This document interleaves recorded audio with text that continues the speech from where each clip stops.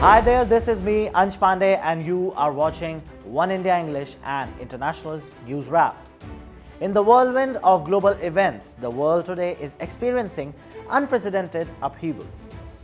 From scorching heat waves striking traditionally frigid regions to once arid locales now drowning under the torrents of water, the climate's chaos mirrors the tumult in our society.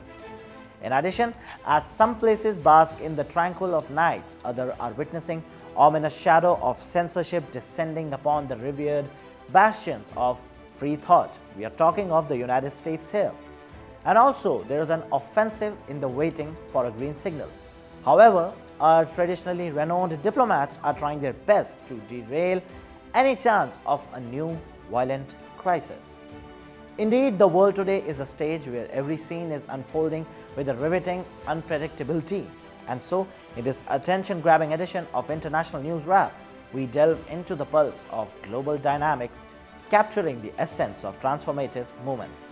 So, without any further delay, let's embark on this accelerating journey through the latest developments in the international arena. Starting with the big news of the day, Abu Dhabi and Dubai are once again thrusting into chaos as heavy rains and thunderstorms have struck early Thursday morning, catching the residents off guard. In Dubai, strong winds and lightning struck at around 3 a.m. in the morning, defying earlier weather forecasts. An unstable amber alert has now been issued and it is sweeping across the country by 4 a.m. in the morning, signaling the encroachment of the rain-bearing clouds. The deluge commenced in Abu Dhabi's Al Dhafra and Al Sila areas near midnight, with moderate report to heavy rainfall too, and even some small hailstones being reported around 1:30 a.m. in western islands. Simultaneously, the cities of Mohammed bin Zayed and Al Shawmeik also experienced rainfall accompanied by lightning and thunder. The Dubai police, after all this, again issued a safety advisory cautioning the residents to steer clear of the beaches, sailing valleys and low-lying areas due to the unpredictable weather. The Emirate is now bracing for further weather fluctuations as reported by the local media. The UAE's prior alert for medium to heavy rains also prompted companies to pivot to remote work and schools to embrace distance learning. Meanwhile, Brazil's Rio Grande do Sul state also grappled with a calamitous toll of severe rainfall, witnessing 10 fatalities and 21 individuals being reportedly missing. The governor of the state, Eduardo Leite, has labeled it as the state's worst disaster, urging for federal assistance during a press briefing. The Brazil's president, Luiz Inácio Lula da Silva, has also announced his plan to visit the afflicted region on Thursday in response to Leite's plea.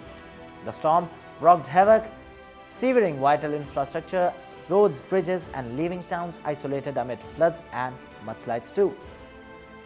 The governor has declared a statewide suspension of classes for the week, calling for robust support from the armed forces to navigate the crisis.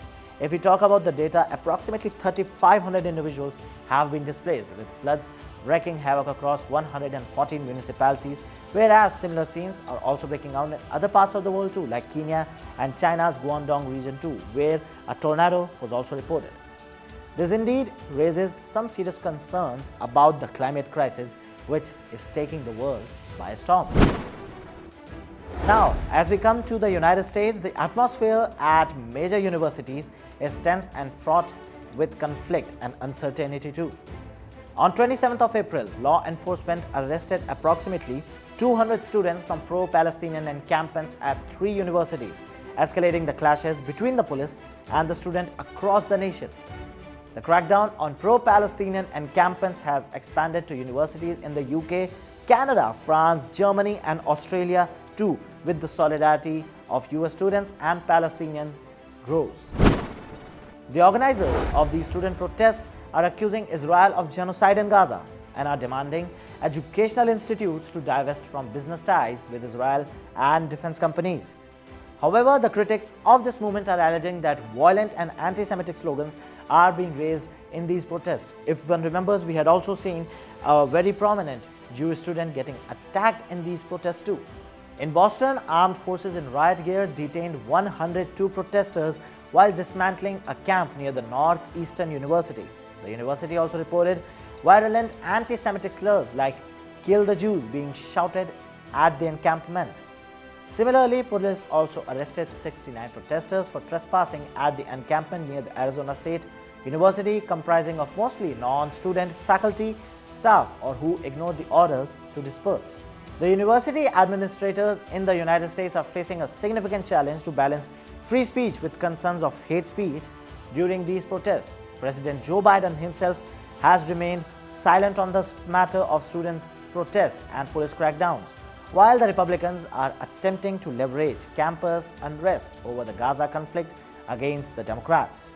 The tensions have escalated on college campuses too, as some demonstrators are refusing to dismantle the encampments, prompting administrators to resort to law enforcement intervention, leading to clashes have garnered attention from the politicians and even the media across the world. Despite Biden's condemnation of anti-Semitic protests, his remarks have not been enough to quell the ongoing protest, and so the tensions are rising, and so the crackdown is also ensuing in the prominent US universities like Columbia and Howard. And yes, if we are talking about the Gaza conflict, it's quite impossible if we don't talk about the Gaza War. What's the latest update? Well, Hamas on Wednesday night signaled its apparent rejection of the latest hostage deal proposal crafted by the mediators and approved by Israel. The Osama Hamdan, a Hamas official based in Lebanon, has conveyed this stance in an interview with the Hezbollah-affiliated news channel that Hamas's position on the current negotiation paper is negative. So they have outrightly rejected the proposed deal, the truce offer. The statement from Hamas came amid ongoing efforts by the mediators, including Qatar, Egypt, and the United States too, to broker a truce between Israel and Hamas, aimed at securing the release of hostages held by the militant group in Gaza. Hamas's press office also later clarified the stance, emphasizing that while they hold the negative view of this current proposal, negotiations is still not stopping.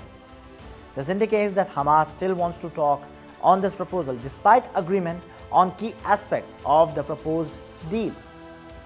The proposed deal, which Israel has already agreed to, involved phased release of the hostages in exchange for certain concessions from both sides. However, Hamas perceives the proposal as insufficient in addressing its demands and concern regarding the cessation of hostilities and broader issues related to the conflict.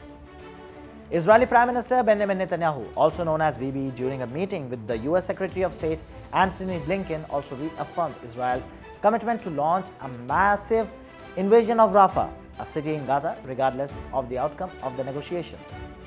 Hamas, so as per these reports, sees Netanyahu's offensive resolution as a problem.